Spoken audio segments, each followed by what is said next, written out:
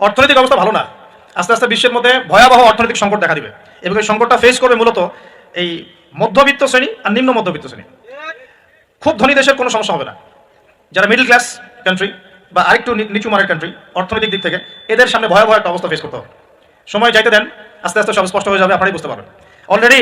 Already গরিব মানুষ হাহাকার করা শুরু করেছে, বড় লোকের তো কোনো সমস্যা নাই, গ্যাস তেল চাল ডাল সবকিছু দামও যদি বাড়ে, বড় লোকের কোনো সমস্যা আছে? আমার তো কোনো সমস্যা নাই, আমি তো খেতে পারতেছি, কোনো না কোনোভাবে খেতে পারতেছি। কিন্তু যে কৃষক মজুর শ্রমিক, হ্যাঁ, যারা গরিব মানুষ, এরা তো আমার মতো না। আমার জন্য 4 বার বিদ্যুতের দাম বাড়লে কোনো সমস্যা নাই, 1000 1500 2000 3000 আপনি ইফোর্ট দিতে পারছেন, আপনার তো সমস্যা নাই। কিন্তু যে ব্যক্তির মাসিক আয় 3000 টাকা, সে কি করবে? সে তো ইফতার করতে বসে বদদোয়া করা শুরু করবে। এবার বহু মানুষ ইফতারির টেবিলে বসে আল্লাহর কাছে বদদোয়া করা শুরু করবে।